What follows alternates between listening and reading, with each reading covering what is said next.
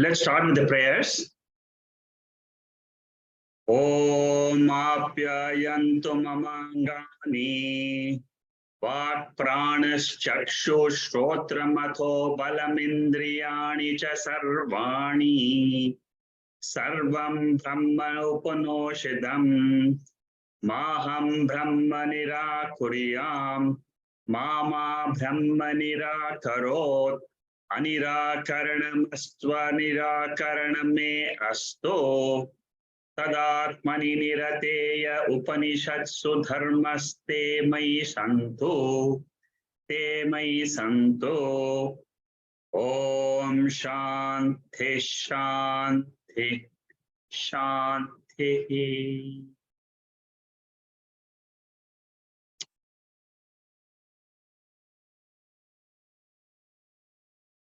We are studying the Keno Upanishad, chapter 1.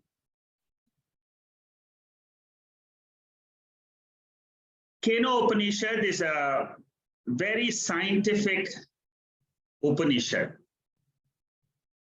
If you follow the 8 verses described in the first chapter, you will understand the entire presentation of the Veda.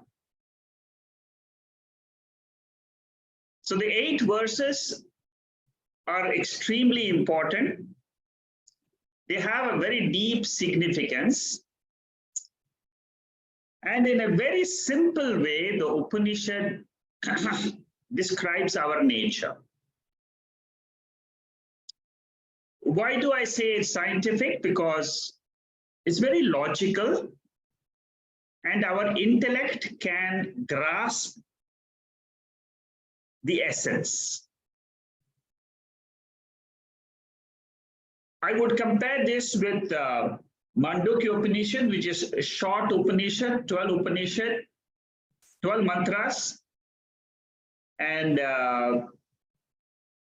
very brief and yet very significant. We have done 6 verses so far. And I was commenting on the last portion of the 5th mantra, which is this particular slide last week. This particular slide describes what is chapter 1 presentation.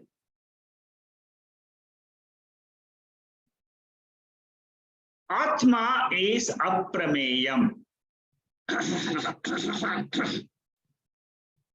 I will give you a summary at the end of the 8th verse again. And now we will start where we left last week. Atma is aprameyam. There are 3 technical words you should know: pramata, pramanam, prameyam. 3 technical words. Pramata means it is the mind with consciousness, which is the jiva. Pramanam means the instrument of knowledge, which is the sense organs or the mind. Prameyam is the object of the mind. Prameyam can be the 5 sense objects. One very important point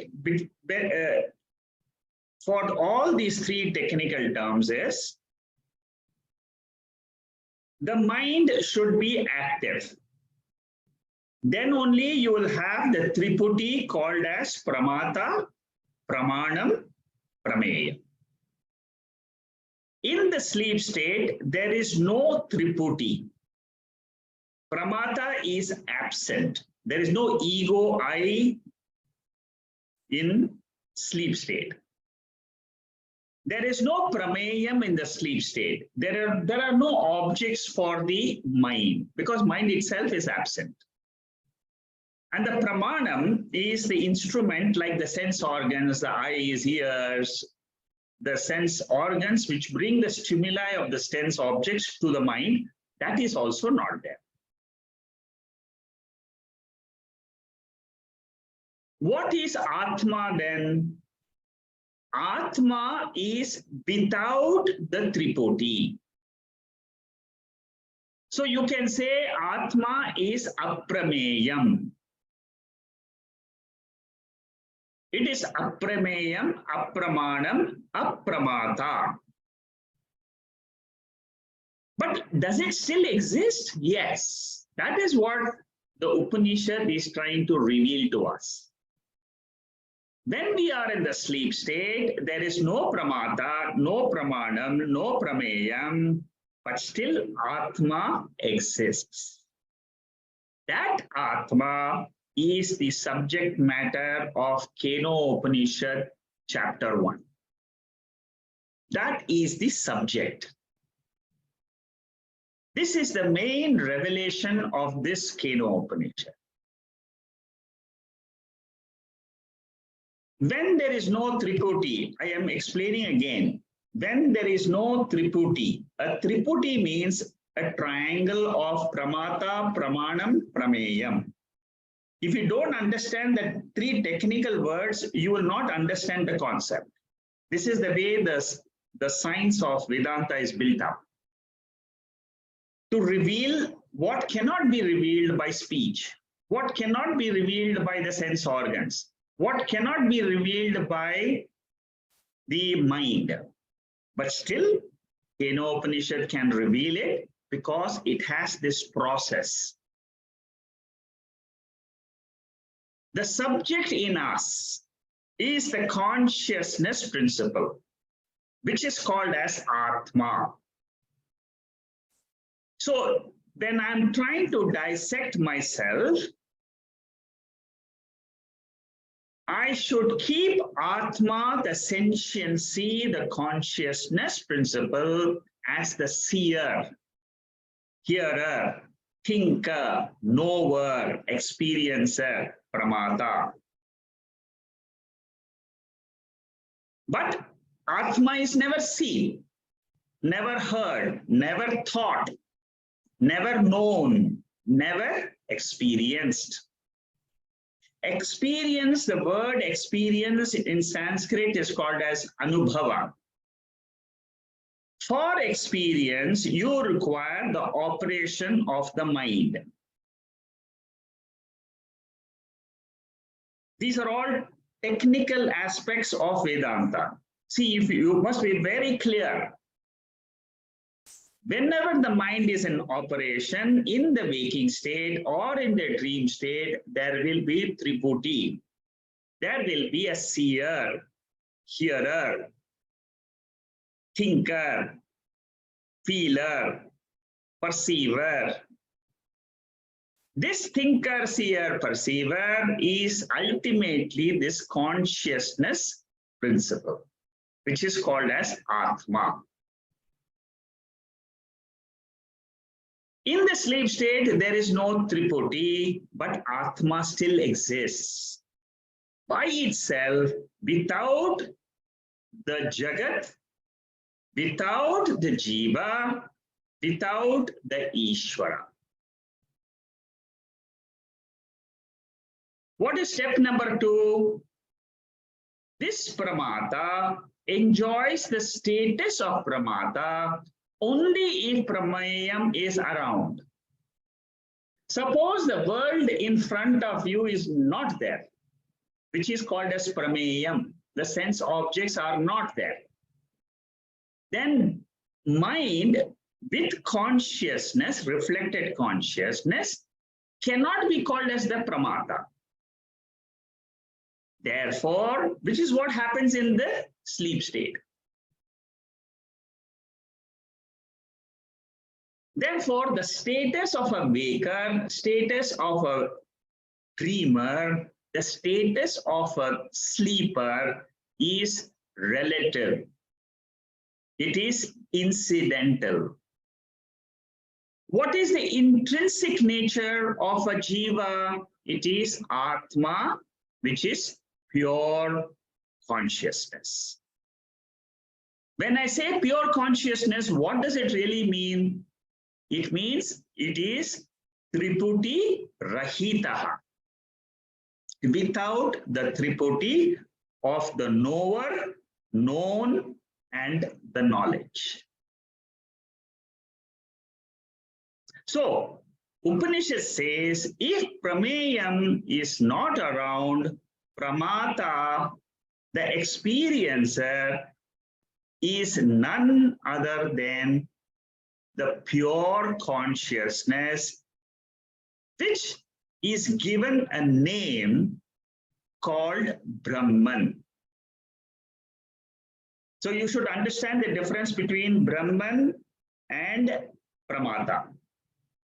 Pramata is when the mind is active, when that consciousness has got a reflection in the mind. Atma is the content of Pramata. Like the space is the content of a pot. Without the space, the pot cannot be called as pot. Without the consciousness, the mind or the Pramata cannot be called as Pramata. Consciousness is the content, knower, subject, which never changes. This is the changeless knower. There are two types of knowers in the world. One is a changing knower, another is a changeless knower. I discussed this last week. The changing knower is the mind with consciousness, called Pramata. It keeps on changing throughout the day. It experiences different knowledges. As the sense organs experience the world of sense objects, the Pramata keeps on changing. Suppose you're interacting with your daughter or son, you become the father. The Pramata is the father. Suppose you go to the office and interacting with the staff, you become the boss or you become a colleague, the Pramata changes. Suppose you're playing football or cricket, again the Pramata changes along with the friends. So the ego I keeps on changing continuously from birth to death. But behind this ego I is the subject, changeless subject, which is called as Atma or Brahman. Knowing this Atma is the study of Vedanta. Throughout the 12 Upanishads which we have decided to study, the only subject matter is Atma. Who am I?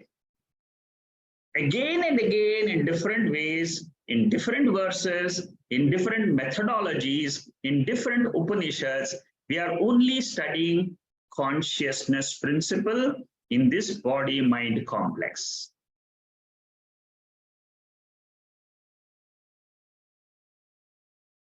Consciousness is Atma by itself, but when there is object of knowledge in front, with reference to the object, it is called as the knower. Without the knowingness, it is pure consciousness. It cannot be given a name. We're calling it consciousness, we're calling it Atma, we're calling it Brahman, but Shankaracharya in his commentary on Keno Upanishad says, ultimately, this consciousness is beyond everything, beyond the words also. But our intellect has the capacity to understand this Atma. There's a lot of debates in Brahma Sutra, in in Shankaracharya's Bhashyam, no, you will find a lot of debates, a lot of questions, a lot of doubts. Clarity is given by Shankaracharya on this subject matter of consciousness. In front of the object, Atma gets elevated to the status of a knower subject. But without the Tripodi, Atma is existing as pure self. We call it self because it is the self of the body-mind complex. It is the self of the Jagat, which is universe. There is a common element. The common element is revealed by Mahavakya. This whole 8 verses, if you follow step by step, understand it slowly, you will understand the truth of the Upanishads, the reality which it is trying to convey to us. This is this benefit of the study of a higher text called as Upanishads. Bhagavad Gita, Upanishads, and Brahma Sutra are Prasthana Trayam. Every spiritual student who wants to enter Vedanta has to study these 3. So the first level is Atma is not the object. Reject all objects. That is the first level. Second level is consciousness is the object. Differentiate. This is why in Viveka Chudamani, there's a lot of emphasis on Viveka. We have to discriminate between inert body and sentient consciousness. This is the ultimate discrimination our intellect has to do. The third level is Atma is not the subject also, but it is the content of the subject, which is the consciousness principle. Like the content of the pot is the space, you break the pot, what remains is only the space, eternal space, all-pervading space remains. Similarly, when the body is gone, when the mind is no more, consciousness survives exactly like our sleep state. You should never be afraid of death. Death is nothing but like sleep. How are you in your sleep state? That is what is called as death. An example of death state is your sleep state. And that is our real nature. That is our eternal nature. And that is what is called as Satchit Ananda. While in the class, you are able to take your intellect beyond this world. That is the miracle of these verses.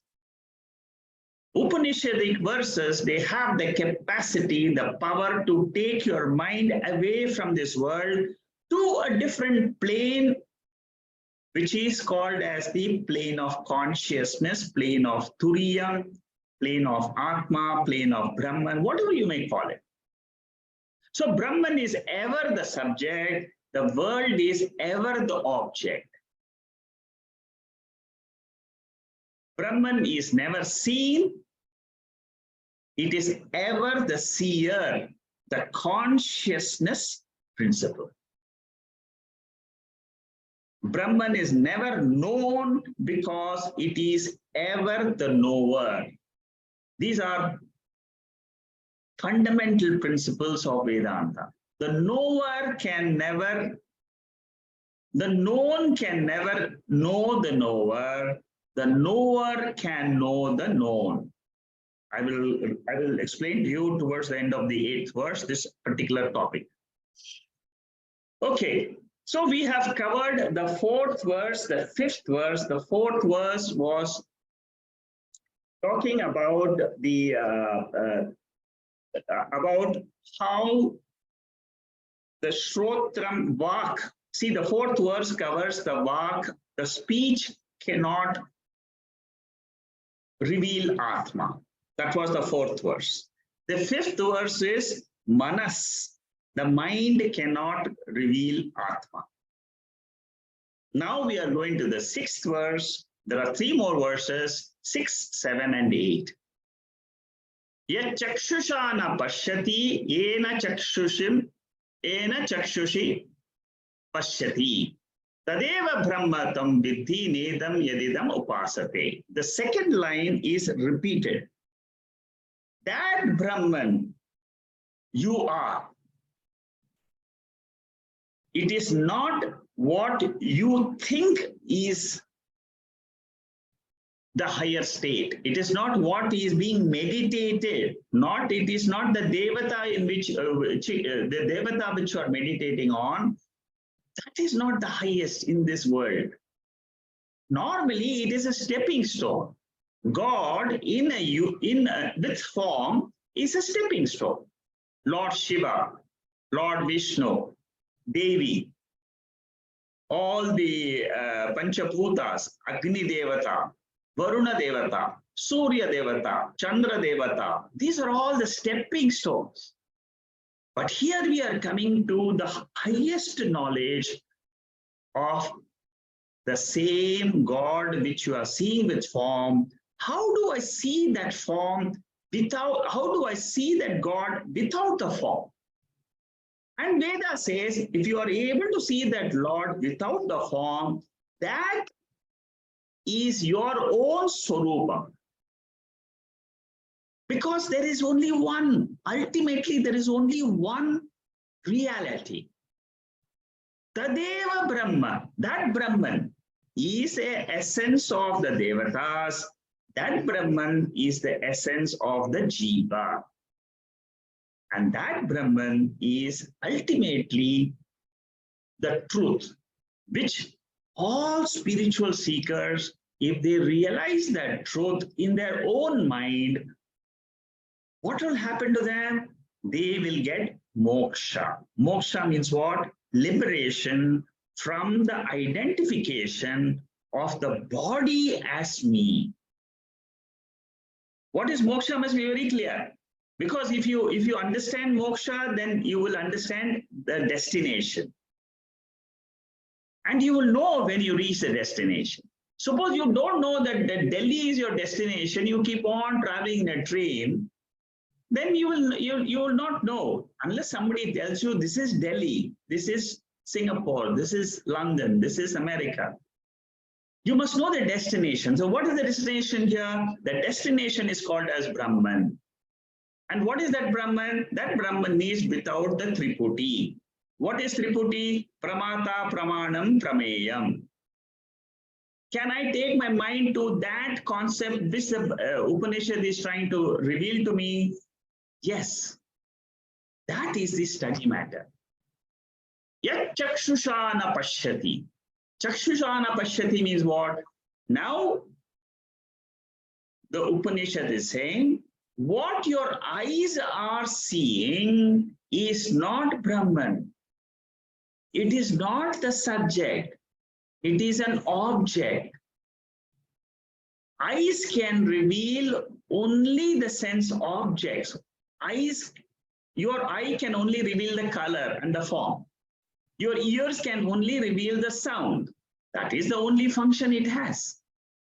This body has got 5 sense instruments. The eyes, the ears, the skin, the tongue, and the nose. These are the only, this is Tattva Bodha lesson.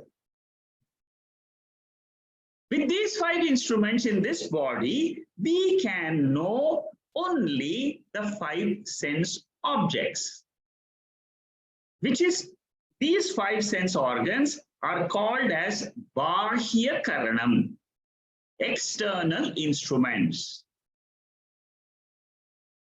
In contrast to this external instrument, there is another instrument which is called as Antakaranam, mind. Mind is the internal instrument. Sense organs are the external instrument. Through these two instruments, I experience the sense objects. When this is going on, it is called as Vyavahara, Vyavaharika Satyam. Eyes cannot see the consciousness. That is a statement of the Veda. Mind cannot know the consciousness. That is the statement of this Keno Upanishad. That which mind cannot see, the eyes cannot see, that alone is called as Brahman.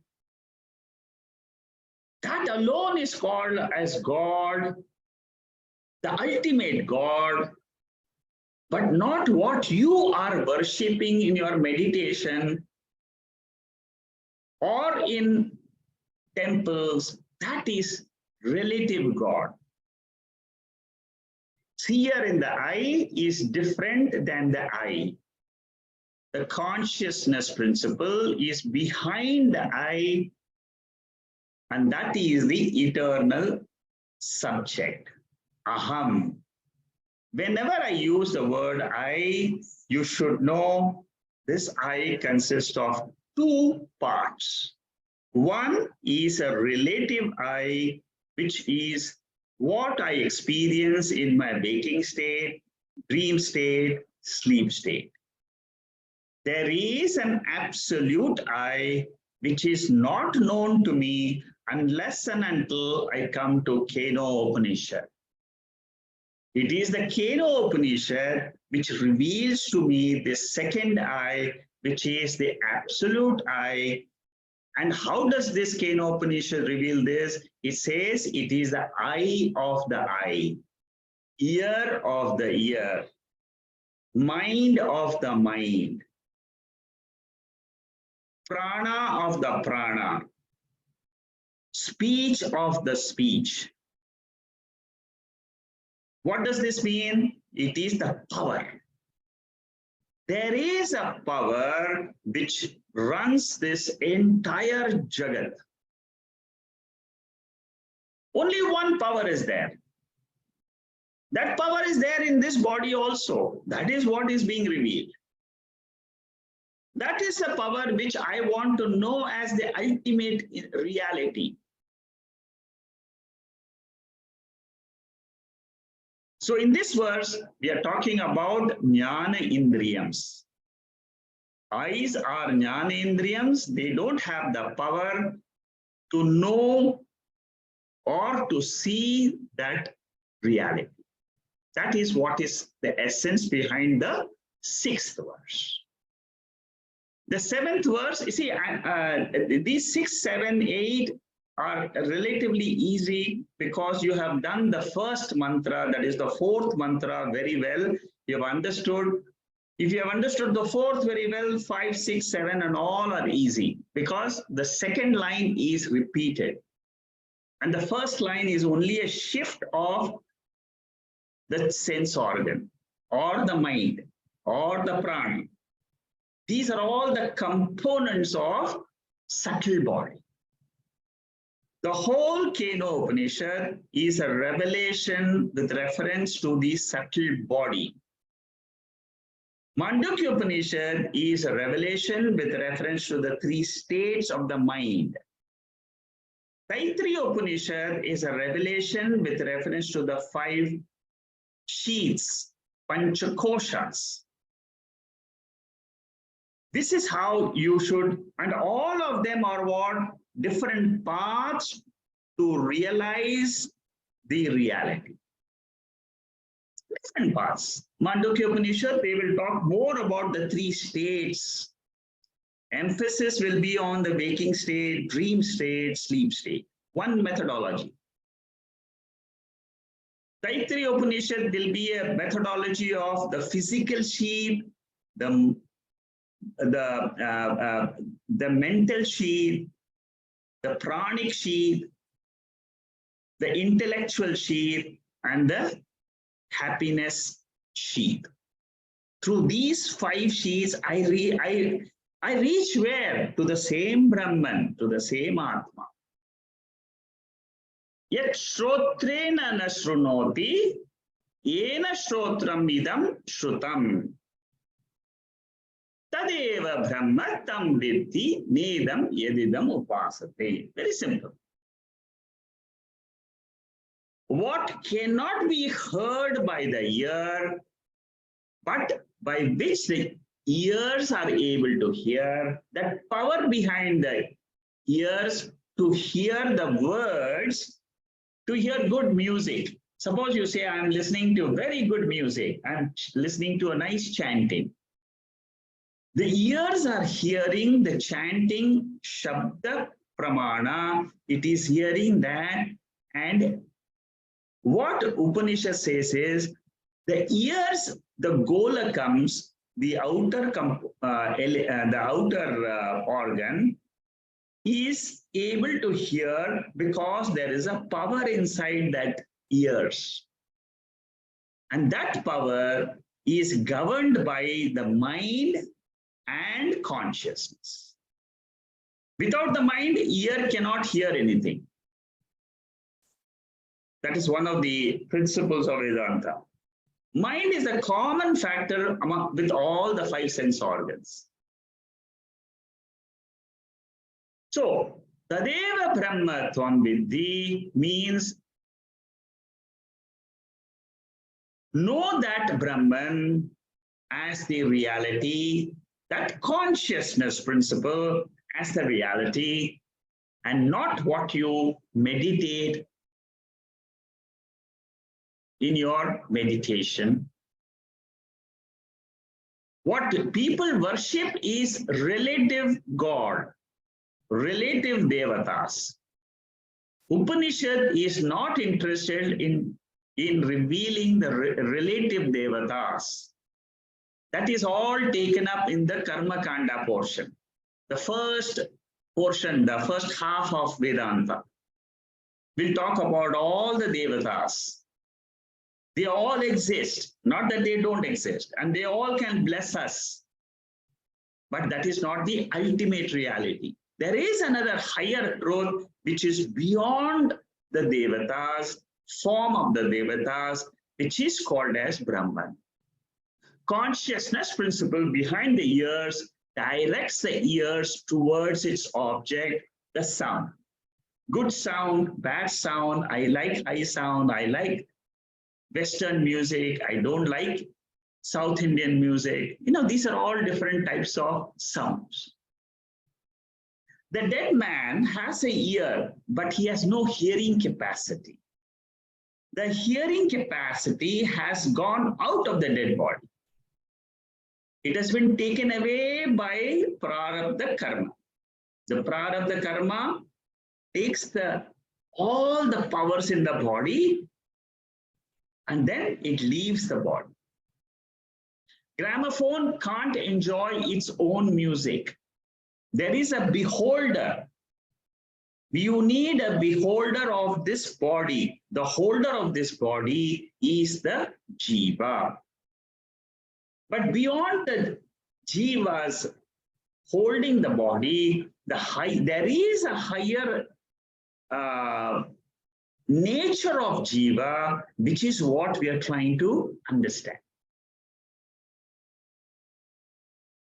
So, all these are said to reveal Chaitanyam principle. Okay? Next verse. Yat pranena praniti yena prana praniyate tadeva brahma tvam vidhi nedam yedidam upasati. This is the last verse of the first chapter. Keno Upanishad is a simple Upanishad for all the people who want to learn about Upanishads. Very simple. It has the power to reveal the truth in 8 simple verses. What does this 8th verse say? It says, Yat pranena. What one breathes with his breath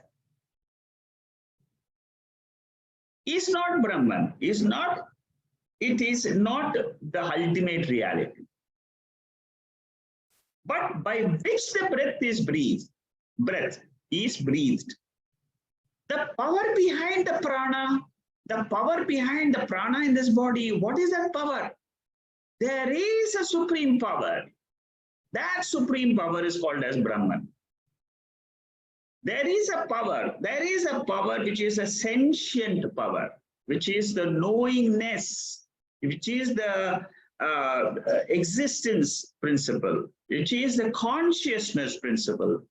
It is a sentient principle that controls the prana in this body. So there is a higher power which controls the prana, and that is what is being revealed in the 8th verse. See, prana by itself is jadam. It is not sentient. Similarly, the eyes, the objects which the eyes reveal, they are all jadam. It is not sentient. What gives the sentiency to this body? It is the power of consciousness, which is separate from the body, which is separate from the world.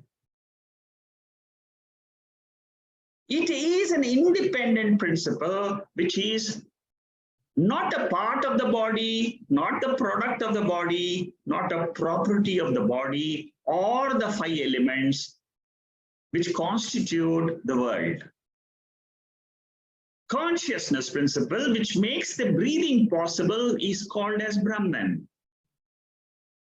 Earlier we said the mind, the thinking power in the mind is called as Brahman. The seeing power is called as the Brahman. The eating power, the grasping power, the digestive power is called as Brahman. There is only one power behind the whole universe. He is the ultimate revelation of all the Upanishads. Matter envelopments in themselves are important and come in contact with the spark of life, which is called as Atman. Matter by itself is inert, but the spark of life is not the matter, it is called as Atman. A piece of iron becomes hot with heat borrowed from where? From fire. Iron by itself is not hot. Iron is cold. It is dark in color. But when you put it under the stove, under the heat, the fire in the heat in the fire gets superimposed on the iron piece, and it becomes a red hot ball. The redness does not belong to the ball. It belongs to the fire. Similarly, this body is conscious. How is it conscious? It is not it is borrowed this consciousness from an external, independently existing principle.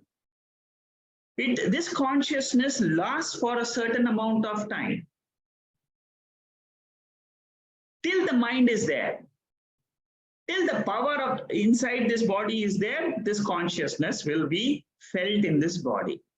The moment that mind is gone, the subtle body has gone from this body becomes only inert, sthula shariram made up of panchabhutas.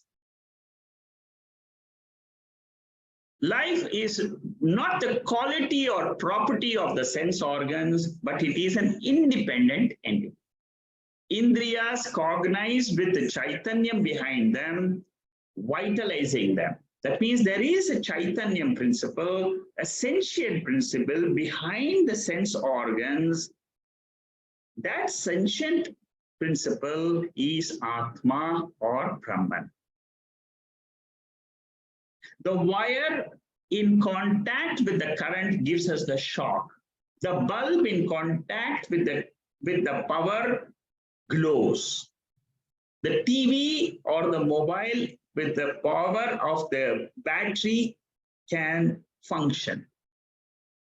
Similarly, body also has to be in contact with consciousness, which is external to it. It is not a part of the body. It is not a property of the body. It is not an attribute. It is an independent principle. We cannot see, experience the glory of Brahman directly in the body, mind complex. What does the Guru do? The Guru goes step by step and he reveals this glory through the Upanishadic mantras, which is the subject in us. That aham, I in us, is not directly seen or directly known by the sense organs or the mind, but it is revealed by the pramanam. The pramanam, the source of knowledge, is the Upanishadic mantras. How have we reached so far the 8 verses? And how did we start? How are we ending? You see, it is the power of these 8 verses which ultimately reveals to you something which your eyes can't see, which your mind cannot think by itself, but the words of the scriptures can reveal that. That is why the Upanishads have got such a prominent place in the Shastra. Bhagavad Gita also reveals the same truth. Chapter 2, chapter 13, chapter 14, chapter 15, chapter 7, chapter 9. So 3 plus 3, 6 chapters are only talking about this truth. The same reality which 8 verses are revealing to us, the same truth is revealed in 6 chapters in Bhagavad Gita. In different forms. In 3 gunas, Atma is beyond the 3 gunas, chapter 14. Chapter 13 is Prakriti. Atma is not Prakriti, but it is the Purusha.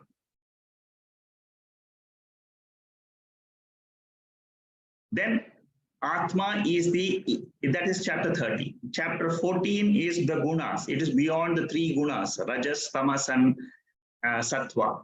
That is what is Atma. Chapter 14. Chapter 15, Uttama Purushaha. It is the highest Purusha. It is beyond the Shara Purusha, Akshara Purusha. Chapter 15. Chapter 2 says it is the Dehi. The content in this body is this consciousness, Atma. So don't worry, Arjuna. The body has a certain life as per the prarabdha karma of the body. So when people die in a battle or in a war, it is nothing but it is what is the law of karma is being seen in the waking state. What cannot be seen is this eye through the chakshusha. That means through the eye of knowledge, you can understand this Atma. So the Guru has dealt with conditioned Atman, conditioned by the body and mind. So Atma has got two levels. One is the conditioned Atma, which is the waking state, the dream state, the sleep state. There is an unconditional state, that is what is called as Turiya Atma. That is what is called as Brahman. Pure truth is the absolute self. There is no relativeness in that. It is not coming and going. The pramata is coming and going in the waking state and going off in the sleep state. The ego I. That is not me. That is the law of it, that is determined by the law of karma of the body. Atma has got nothing to do with the body because it is an independent entity. Conditioned electricity is the light manifested in the bulbs. Conditioned sunlight is the light reflected in the water. We can never know the absolute sun, but only through its reflection, manifestation of heat and light. Atma is beyond the words, and through its manifestation, the conditioned Atma is expressed in different vehicles. See, the body is nothing but it manifests the Atma. Manifest means what? It reveals the Atma to me because that power is required for the working of this body.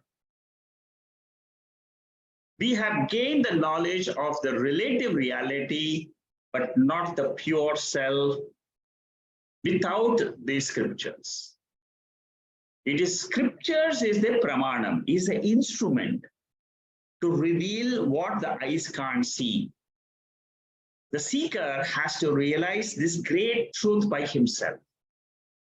In himself, each one of us, there is no external thing called as Atma. When you listen to this talk, while listening itself, you can go deep into your personality, the core of your personality, which is Atma, and you claim that as your real nature and be free right now. Right now, you can say, I am Atma, which is the substratum for this entire waking state. Whatever I experience in the waking state is anatma. Atma is the consciousness experiencer. Anatma is the body, mind, prana world. The three jnana indriyas, ear, eye, and mind, can't objectify Atma. Therefore, the self is called as aprameyam. Prameyam means an object of knowledge. Aprameyam means it is not possible, and there is only one aprameya vastu in the entire universe, which is called as Brahman or Atma. But what is the beauty? Even though it is aprameyam, it is swaprakasham. Swaprakasham means it is self-effulgent. It is known to itself, by itself, in itself. And that is what is called as absolute. It never changes. And that is what is called as Sat principle, existence principle. That is what is called as consciousness principle. Sat and Chit is not too different, but it is the same reality expressed in two different ways. When I look at the world outside, I say it is the Sat. Everything is existing, existing, existing. So I'm saying that consciousness principle, including this body, is existent. It is the manifestation of that reality. In my mind, I am able to, in my body-mind complex, I am able to be a witness to all my thoughts from birth till date. Whenever a thought comes, I know it is there. And then I react on the thought and I am experiencing. All the emotions, I felt angry, I felt sad, all these emotions, there is a knowing factor in this body. That knowing factor is the Sakshi. And it is not changing. It is ever the same. The revealer of the mind, revealer of the emotions in the mind is not changing. Mind is changing with the emotions. It is happy, not happy, disturbed, agitated, calm, peaceful, all these conditions of the mind. But the revealer of that mind, the power of that revealer has not changed. That is the revelation of Keno Upanishad. Brahman is ever the knower consciousness. It is never the known or the experienced world. Very important principle. This is the basis of the first chapter. This particular sentence, it is ever the knower, it is never the known. If you remember this sentence, you will remember the entire chapter 1 of Keno Upanishad. It's a very beautiful Upanishad. Directly, it reveals the truth to you. It is a masterpiece, and I'm very happy to have shared this first chapter with you.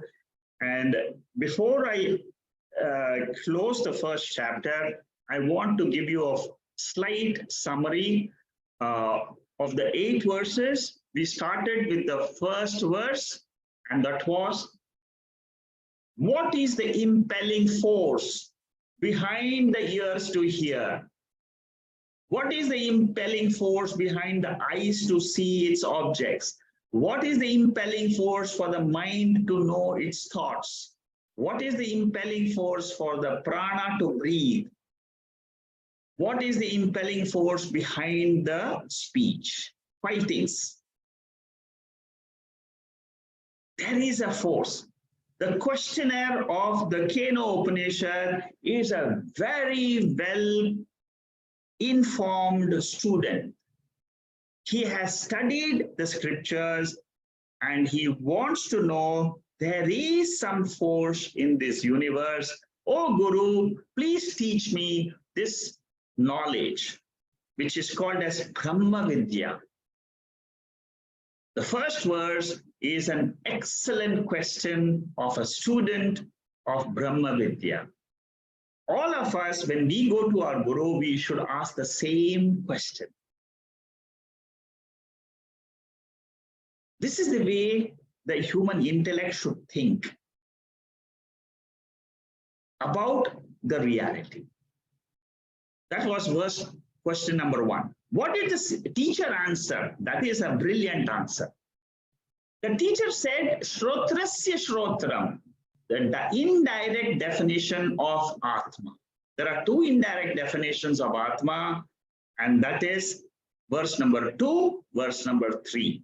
Verse number 2 says, it is the ear of the ear, eye of the eye, mind of the mind, speech of the speech, prana of the prana. The first eye, ear, mind, speech, prana is nothing but Brahman. It is the power. There is one power behind all these 5 organs, and that power is called as Brahman. That is an indirect definition of Atma or Brahman. Another indirect definition comes in the next verse, verse 3. What does it say? It says, it is neither the known nor the unknown. The teacher shocks the student. It can never be the known. Then the student thinks, oh my God, I came all the way to the Himalayas to know about this truth. And now the teacher says it's not known. Immediately he says it's not even the unknown. Again, it becomes confusing to the student. Then the teacher, in the 4th, 5th, 6th mantras, he says, it is not the known, it is not the unknown, because known and unknown are the property of the intellect. When the intellect is functioning, you can have certain things known to you, which is in front of your sense organs. What is not in front of sense organs is not known to you. What's happening in London or what's happening in America or in India is not known to you. So known and unknown is a property of intellect, but the power behind the intellect is different. That is what is revealed in 4, 5, 6, 7, 8. Again and again, the teacher says, it is not the power, it is not the eyes, but it is the power behind the eyes. It is not the speech, it is the power behind the speech. When it comes to the mind, what does the teacher say? The teacher says it is not all the thoughts which occur in the mind. There are 10 different thoughts which are described in Brihadaranyaka Upanishad, which are all the contents of the mind. I'll give you those 10 thoughts. What are the top 10 thoughts? What are number one thought? All the desires. Kamaha. Second is sankalpaha. Sankalpa means volition. I plan to do certain things. It is a thought. Vichikitsa, number 3, which is called as doubt. Samshaya, samshaya means doubt. It is a type of thought. So we have seen kamaha, sankalpaha, vichikitsa. What is number 4? Shraddha, faith. Then number 5 is ashraddha. I don't have faith in the scriptures. That is also a thought. Number 6, willpower, dhritihi. I don't have willpower. That is also a thought. Adhritihi, 6 and 7. Number 8 is hri. Hri means modesty. We all feel ashamed to do certain things. That is also a thought. Dihi. Dihi means knowledge. Number 9. Number 10 is vihi. Vihi means bhayavritti. All these 10 bhayavritti. You see, anytime you have fear, do you know how to get rid of fear? Very simple. I am sakshi of the thought of fear in my mind. Say this 10 times when you have any type of fear. I am the sakshi. I am the witness of the thought of fear. Fear is a thought. Fear of death is a thought. It's a thought. It didn't exist 2 days ago. It exists right now. It existed now in the last 2 minutes. It is a fear of death. It's a fear of the future. Anxiety of the past.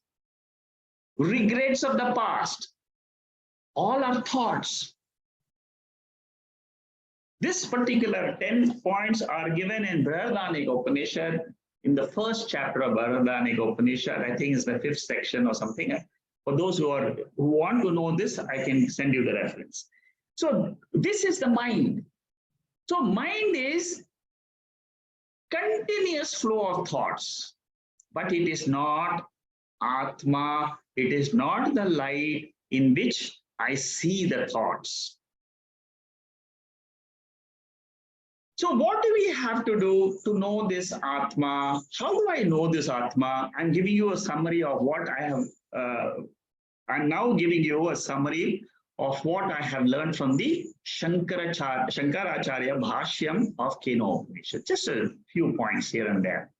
For about 5 minutes, I will tell you what Shankaracharya says in his Bhashyam, in his commentary on this Upanishad.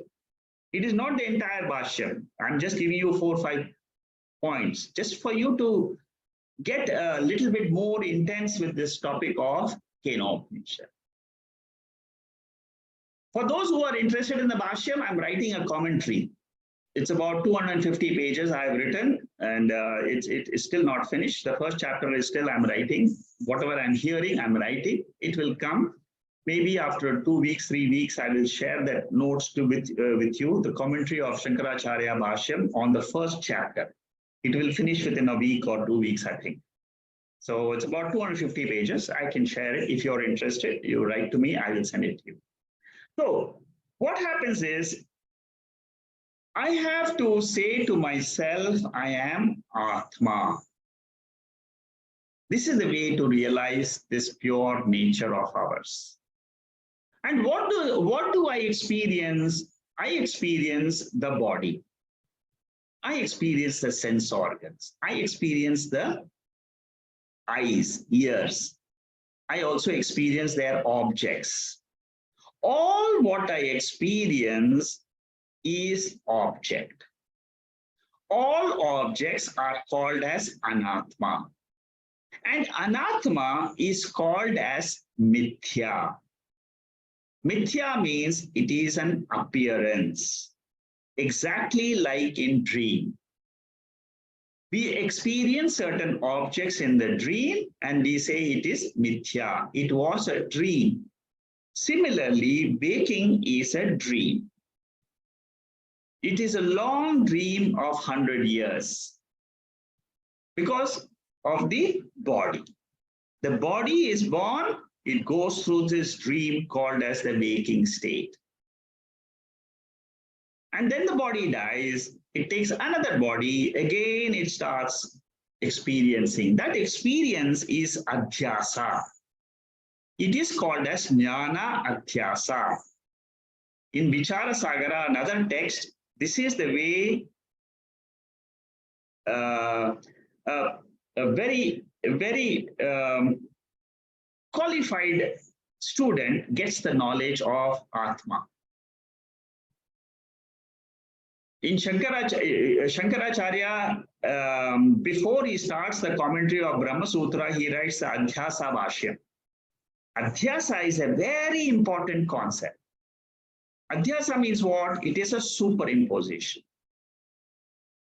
Whatever experience is superimposed on the consciousness. That is the principle behind. And there are two types of superimposition. One is called as jnana adhyasa, which means knowledge superimposition. Artha adhyasa means it is a superimposition of objects, the world of objects. Both these are superimposed on the consciousness. So the world is nothing but it is a mithya prapancha. The only way I will come to the reality of my own true nature is by taking the world as a lower order of reality. And also knowing the fact that the lower order cannot affect the Satya Atma. Vyavaharika Satyam is the waking state, the dream state, the sleep state. It cannot affect the Paramarthika Satyam, which is Atma.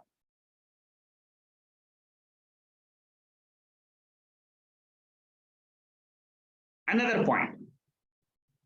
The dream, let us look at the dream. We say the mithya, dream is mithya. Mithya means it was a false appearance. The dream world cannot be included in the waker. All of us experience that. The waker today doesn't have anything about the dream. Similarly, the entire waking world in Atma, it cannot be taken. It has to be excluded as anatma. You have to contemplate on this. Then you will get the subtle knowledge. Nothing of the world is there in that Atma. Nothing of the dream world is there in the waker. Nothing of the waker is there in Atma. These are all the conclusions of Shankaracharya in his commentary on this Upanishad. I, the Chaitanyam, am Satyam. Chaitanyam is Satyam. Satyam means in 3 periods of time, it doesn't change. I am conscious, I am conscious, I am conscious is the continuous changeless experience of all of us. Upanishad only tells us, hold on to this and be eternal. That's all. Don't think about the body. Don't think about the mind. It is there. It will go through some experiences, some anubhava. But hold on to this consciousness. Everything else is mithya except Satya Atma. Understanding the 3 sharirams as mithya is moksha. It is not entering into another state called as Turiya Avastha. Not entering. There is no entry. There is no separate state called as Atma state.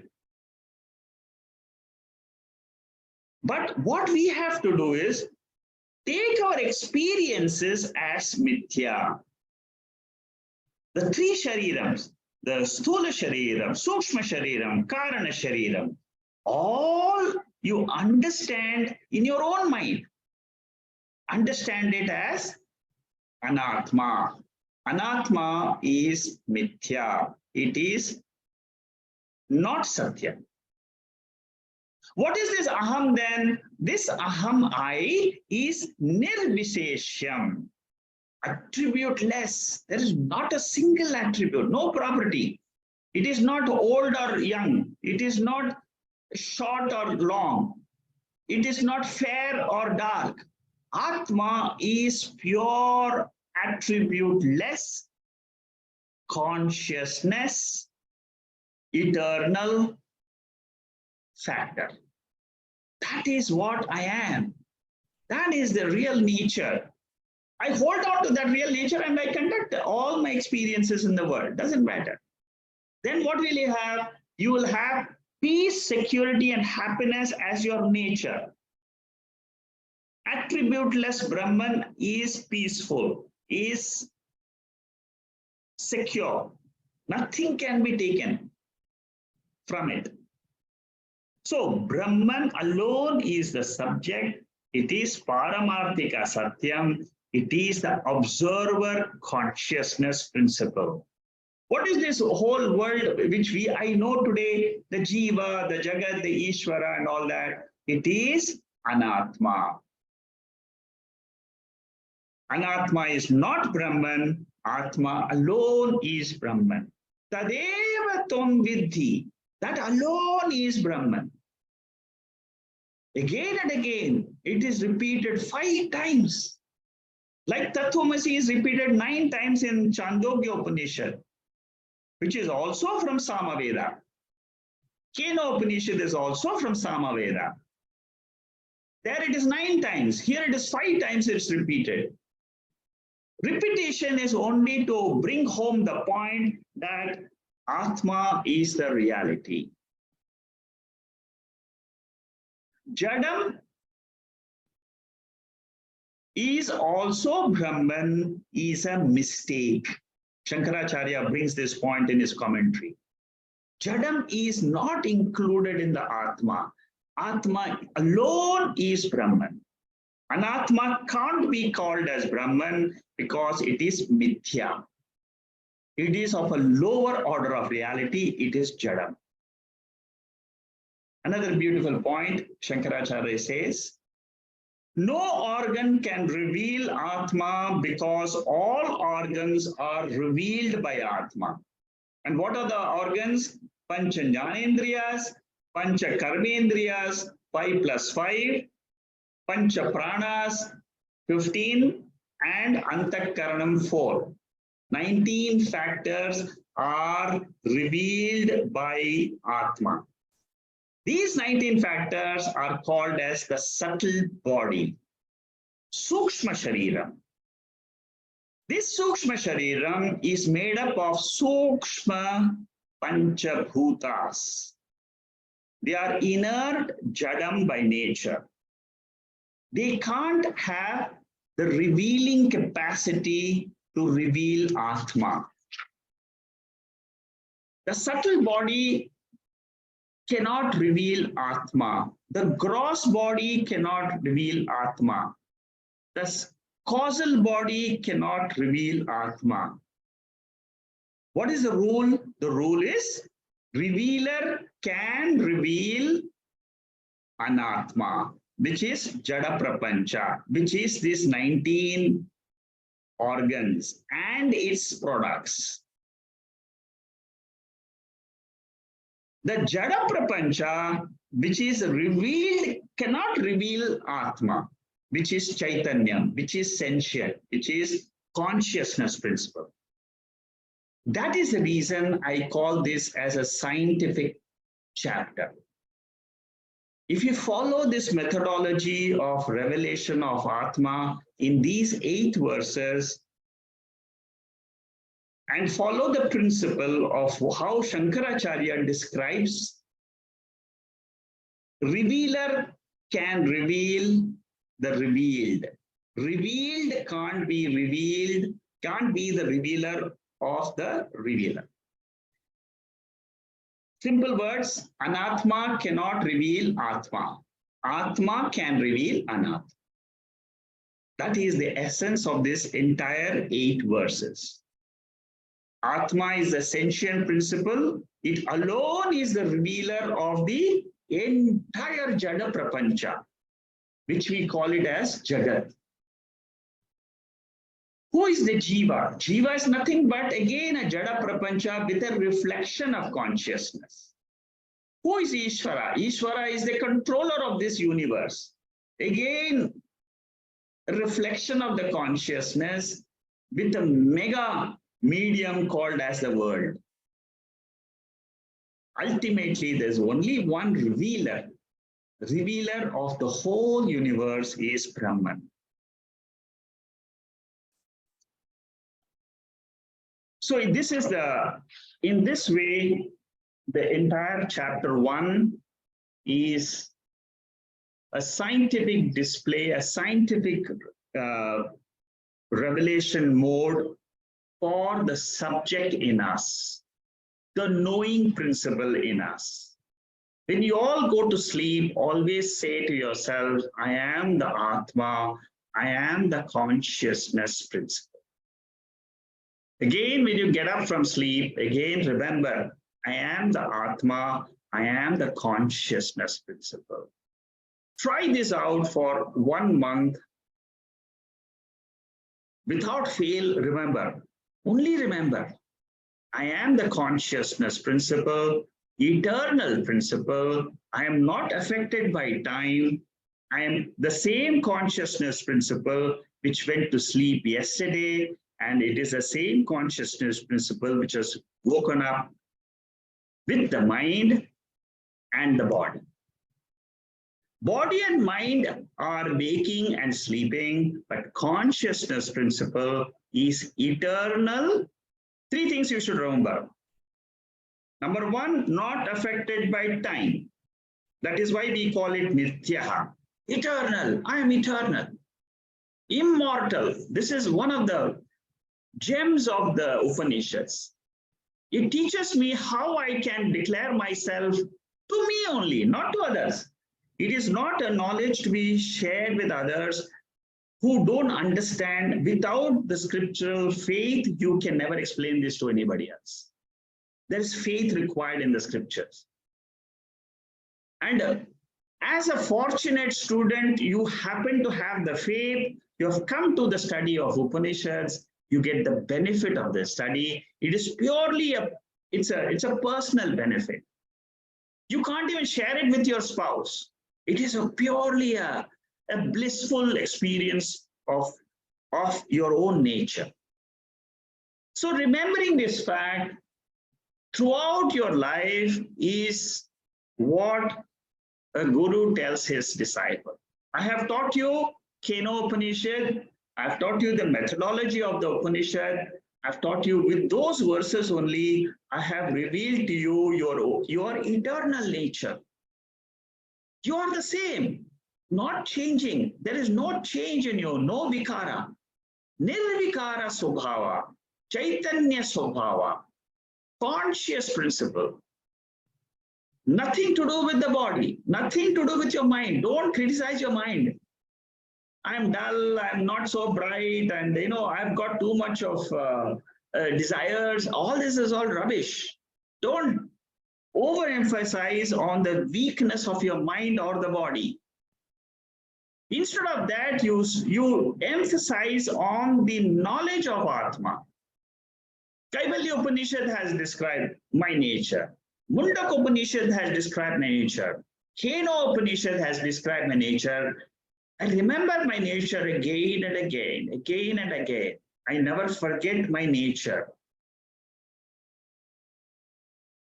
And If you don't forget this knowledge, I am Atma, then you are bliss, you are a very blissful soul. You will have peace throughout the rest of your life. Okay, so with this, I will close the first chapter. I will get into the second chapter. The second chapter is relatively easy. It is more to do with the experiences of the student. Very interesting chapter, but relatively easy. You don't have to break your head as you did with the first chapter. Okay, and what I'll do is I will probably stop here and take up the second chapter next week. I'll just introduce the first verse and then we'll stop, so that you know what is the way in which the second chapter starts. I'll just introduce you to. There are 5 verses. They are all reflective verses. Reflective means what? After you have understood the first chapter as your nature, now let me reflect whether I have understood it clearly or not. So the second chapter is meant for people who have got doubts. How am I that Chaitanya? What was the exact nature of this teaching? All the doubts, if you have, then you will get benefited out of this second chapter. Yadi manyase suvedeti te brahma vapi nyunam tvam veta brahma rupam.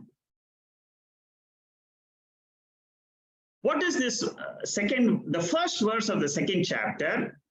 What does it say?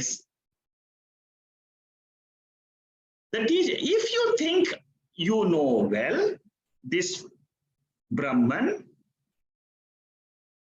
it is certainly that you have not known this Brahman. Suppose you say to a teacher, I know what is this Brahman. What does the Guru say? Guru says you don't know. Teacher is asking a question. Okay, I have taught you the first chapter. Have you known Brahman or not? The student is trapped. Suppose he says, I know Brahman. Brahman will come in the what? In the known category. Suppose you say, I don't know Brahman. What will Brahman become? Unknown category. Now, go back to what I taught you. If you have understood, Brahman is not an object of the intellect. Intellect can know, intellect cannot know. Therefore, what you should do as a wise student should never answer this question. I know Brahman, I don't know Brahman. What he should do? Maunam Vyakhyanam. Remain silent. Brahman is known and Brahman is other than unknown. What we see here are all conditioned truths. The pure truth lies behind all names and form, and it is pure existence. So basically, the essence of the first verse is, it is not something which can be known. It is not something which is unknown. It is beyond the known and the unknown.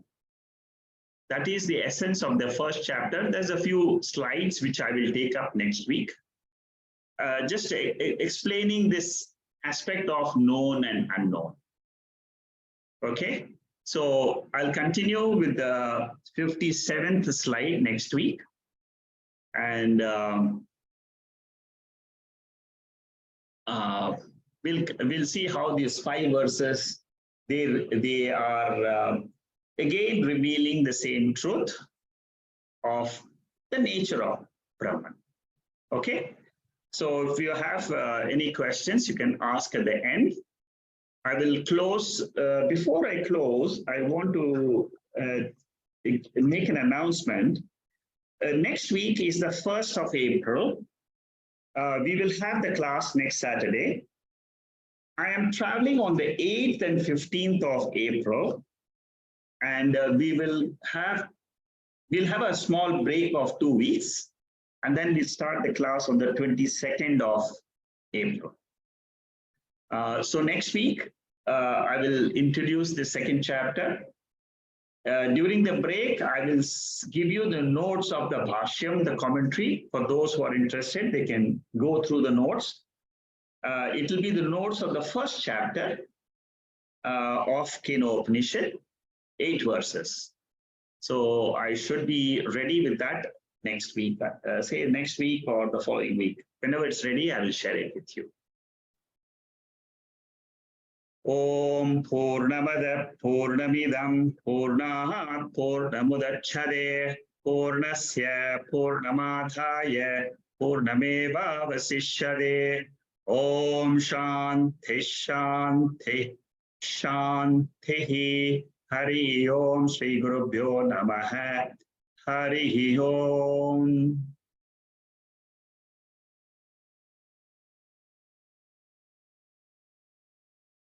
I've got a few questions. There are a few questions in the chat box. I will reply to that first. Question number 1 is from Manikandan. Is Keno Upanishad talking about the power behind the gross and subtle body? Should we understand it is the power behind the causal body also? Yes, you're right. Causal body is our status in sleep state. Indirectly, the Upanishad declares the causal body also. So in your understanding, you should say that Upanishad is talking about the consciousness. That is why the sleep state comes. You see, the sleep state is the Ajnana Avastha. It is the ignorant state. It is called as the causal state. And consciousness is not a part of the causal body. It is not a property of the causal body. It is not an attribute of the causal body. So the causal body is nothing else but this sleep state. Sushupti Avastha. In Sushupti Avastha, what happens? We go back to our seed state. Our seed state means what? See, normally we see you sow a seed, a tree comes out. Similarly, in us also, every jiva has got a seed. That seed is called as causal state. What does the seed consist of? Seed consists of punyam and papa. It consists of all the experiences which I am supposed to gather in this birth, which is called as prarabdha. There are, you see, the seed state, that is the first part of the seed. The first part of it is connected to this body and mind. Mind is projected in the waking state. It takes on a body and it experiences. Again, in the sleep state, what happens? The waking state, it goes off and the mind rests in the heart.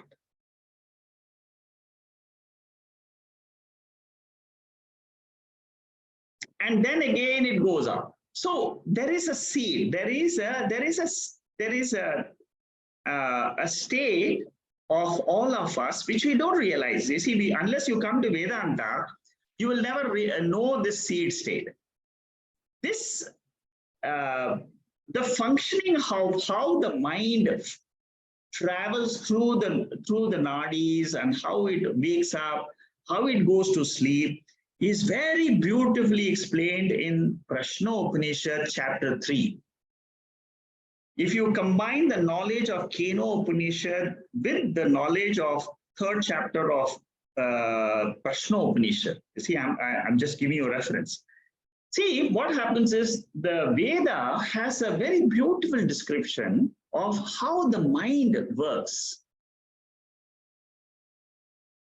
The mind, the human mind, it withdraws the power of the sense organs to experience the sense objects. It withdraws the mind.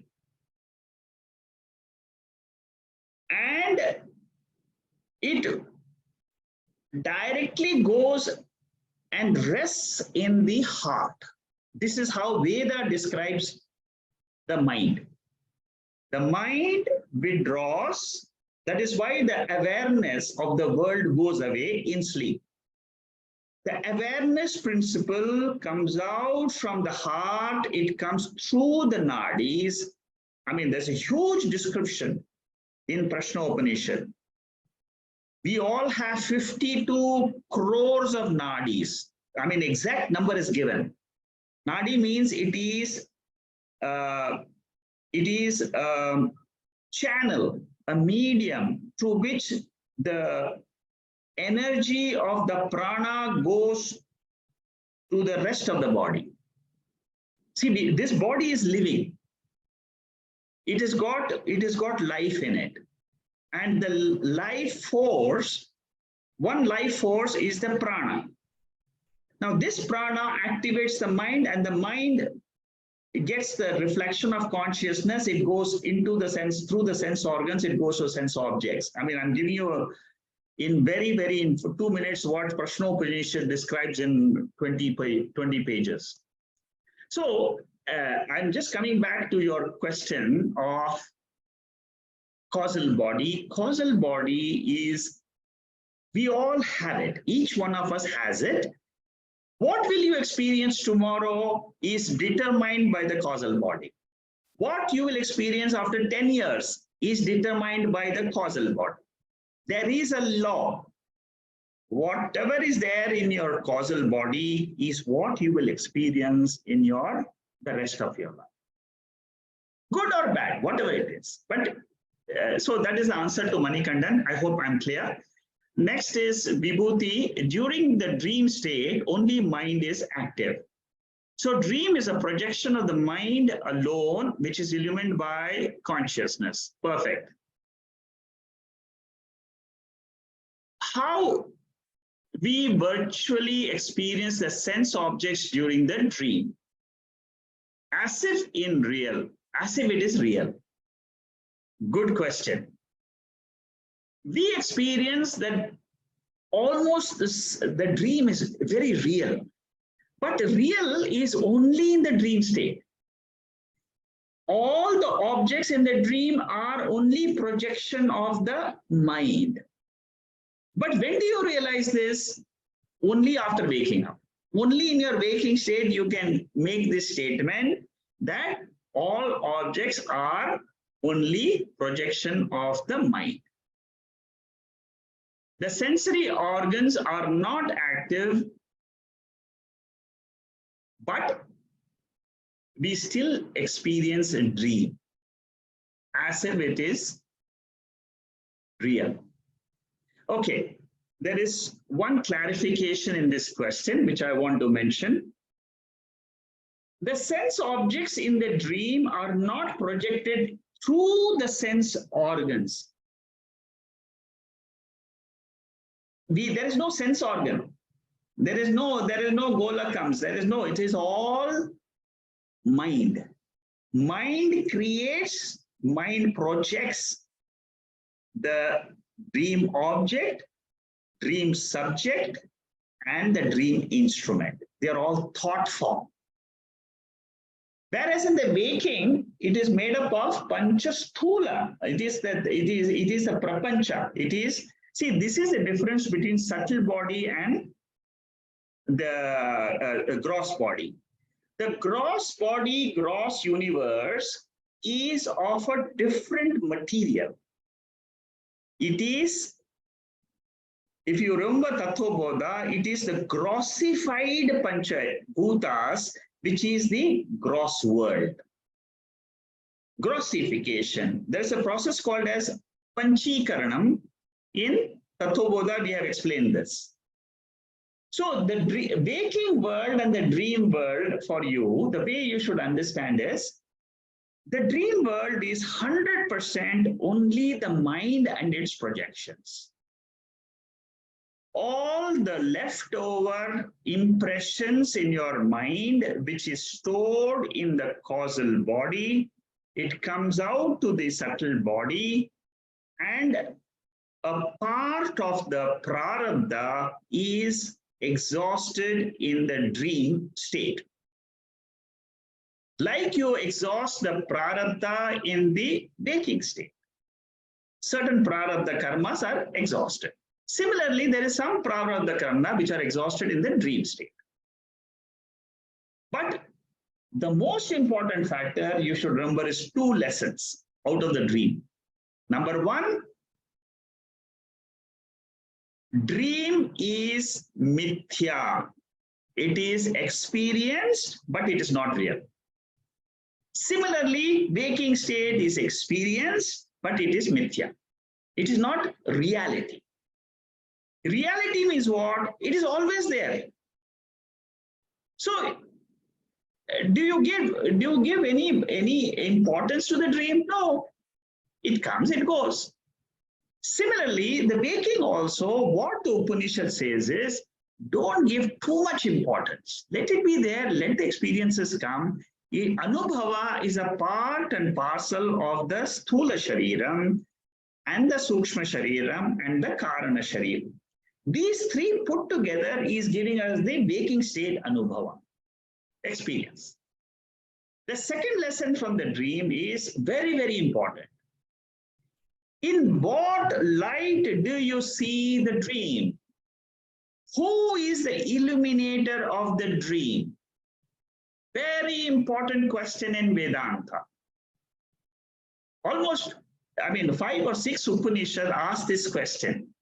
Brihadaranyaka Upanishad, Prashna Upanishad, Chandogya Upanishad.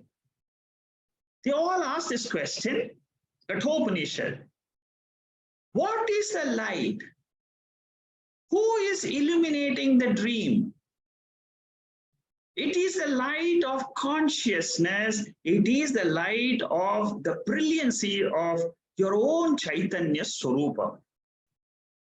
Objects are different. Your dream is different than my dream. Another dream of your daughter's son's dream is different. Objects are different.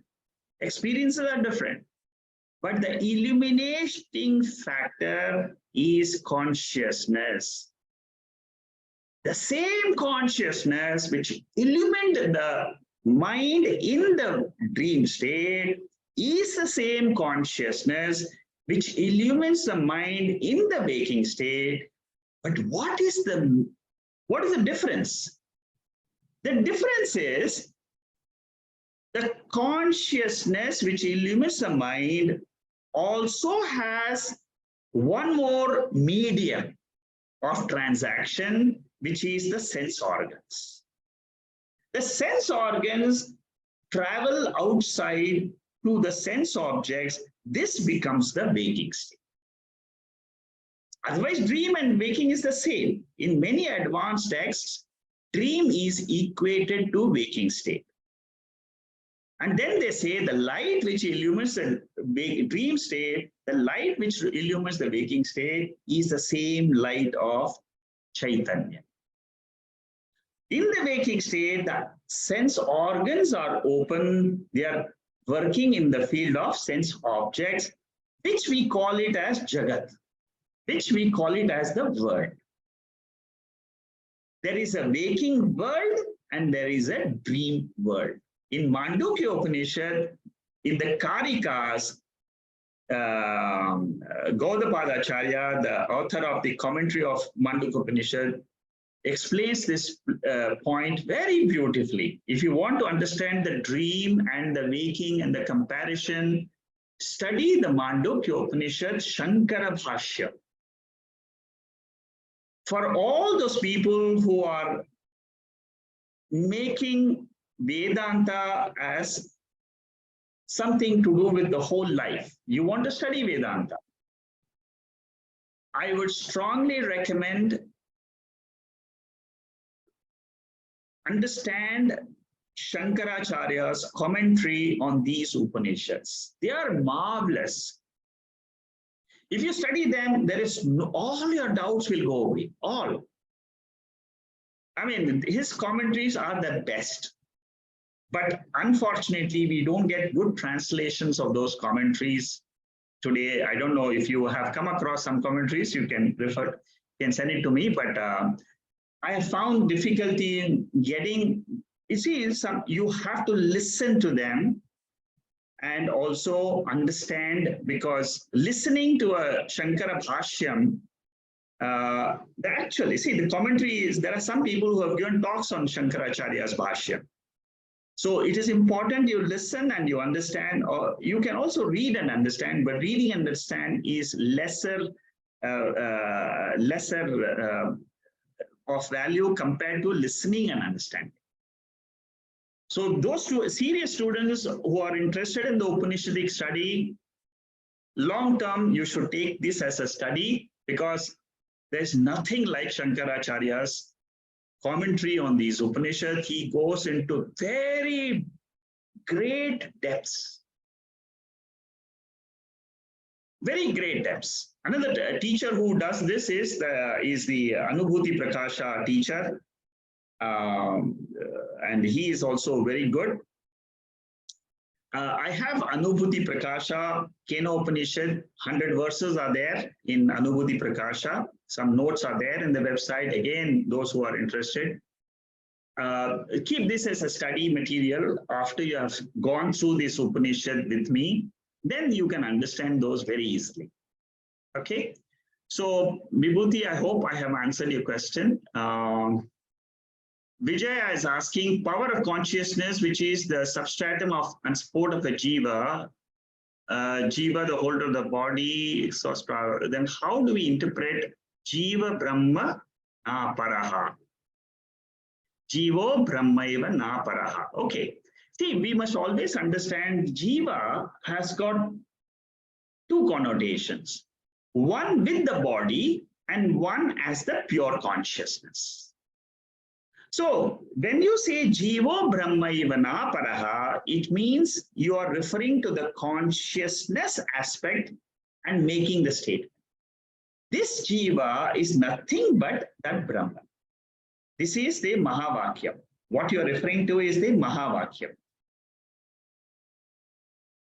Mahavakyam cannot be understood if you are sitting in the body. You have to come out. Sitting in the body and saying that Jiva and Brahma is the same is not possible. It's not possible. You will be wasting your time. You will be going in the wrong direction. That is why you have to come out of the body, be the consciousness, and understand this statement, Jivo Brahmaiva Napara. This is what I'm taking in my Wednesday sessions.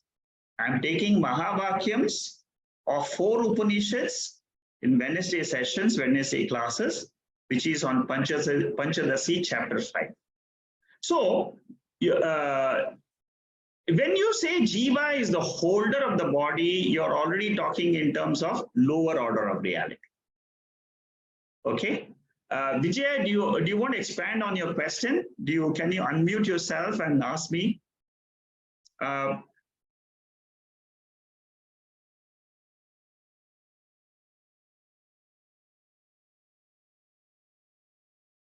you able to unmute yourself, Vijaya? I think she's not around. Okay. So Manikandan, okay, you said, okay.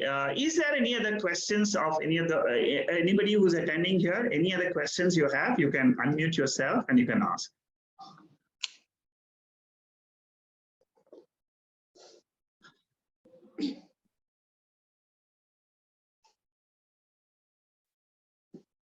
Hari Om. Yeah, Hari Om. Yes, we have seen that Brahma Satyam, Jagat Mithya. Yeah. Yeah, that expansion is what is today we have studied. I understand so. Very good. But yes, the consciousness is the substratum on which the Jagat is also on that substratum only. Correct. Once we have that understanding, and then this consciousness, which is detached from our body. Yes. We never has the thinking of that, or even a single thought of that. I am the body mind complex. Correct, correct. That's right. The moment you come to Brahman, there is no thought. Yeah. It is And a thought, it's a thoughtless state. Yeah, this we have studied in Tattva Bodha. Yes. And that Tattva Bodha, when passing through this type of complex situations, when we when our mind is going through Tattva Bodha, then in that Tattva Bodha, what is given, what are the instructions and what are the descriptions, what are the discriminations given in that is, yes, getting more firm. Yes, yes, you're right. The Upanishad makes what is stated in Tattva Bodha, it makes it more clear. Yeah. You're right. Yes, yes, it is like this. If we see the reflected consciousness in, or a reflection of sun in a bucket of water, and when that water is how much clear, the reflection is the most clear. Yes, you're right. Yes. Water. Correct, correct. Water. So yes. What we have understood in the Tattva Bodha, it is getting like that more clear than that when we are passing through this stage. Yeah, yeah, absolutely. Yes, that is how a seeker, when he goes through the Upanishad, he finds that his knowledge, what he got in Tattva Bodha, is becoming mature. It is becoming much more clearer. Yes. And this feeling, it will grow by, it will be multiplied by 1,000 times. The moment you understand I am Brahman, I am Atma, if that clarity comes into your intellect, then this what you're feeling from Tattva Bodha to Keno Upanishad, the change of understanding, you will find that this will go by leaps and bounds when you go to the higher self, and your ignorance keeps on reducing. As you study, what happens is your mind becomes more purer, and you feel that I am able to understand the scriptures. Many people, they don't understand the scriptures because the mind is too gross. They have just learned a few, they have studied a few here and there, but that is why we say consistent study is important. It's different levels, you see, they are all, what you're expressing is very true. It's a real experience of a seeker. What you're seeing is 100% true. Anybody else has any other remark about the first chapter? We have completed the first chapter. Pranams, Guruji. Thank you.